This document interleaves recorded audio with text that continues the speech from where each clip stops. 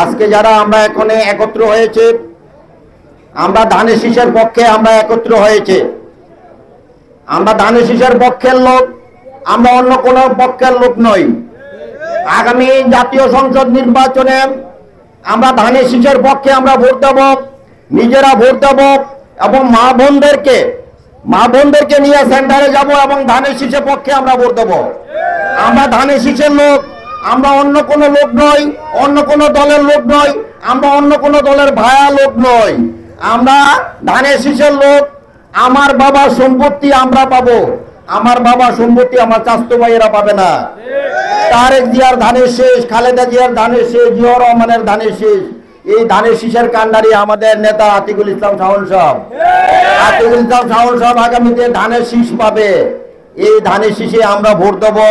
Vote দিয়ে আতিকুল ইসলাম শাওনকে MP বানিয়ে সংসদে পাঠিয়ে খোরশেদ ভাইয়ের অসমাপ্ত কাজ আমরা সমাপ্ত করব।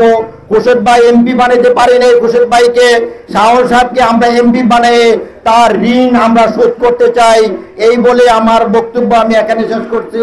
সবাইকে সালাম জানাই।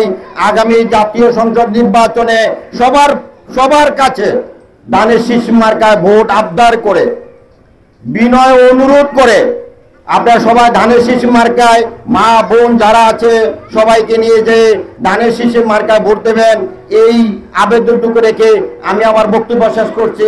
আল্লাহ হাফেজ। তারেক জিয়া জিন্দাবাদ, খালেদা জিয়া জিন্দাবাদ, ধানের শীষ জিন্দাবাদ, আতিকুল ইসলাম শাওন সাহেব জিন্দাবাদ।